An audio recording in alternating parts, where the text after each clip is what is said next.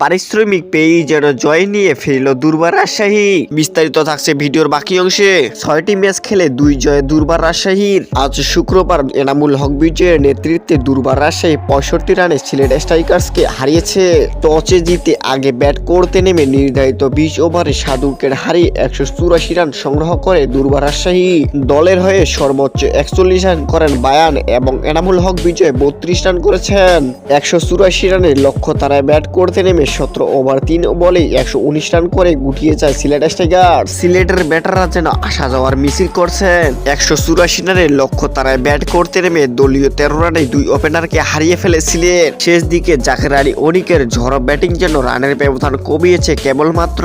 জাকের আলী অনিক 20 বলে 31 রান করেন। তার বিদায়ের পর 15 বল বাকি থাকতেই সিলেট 119 রানে অল আউট হয়ে যায় এবং তাতে এক সহজ জয় পেয়ে যায় দুর্বার রাজশাহী। তো দর্শক, দুর্বার রাজশাহীর এমন জয় আপনাদের কেমন লাগলো তা জানিয়ে দিন আমাদের ভিডিওর কমেন্ট বক্সে।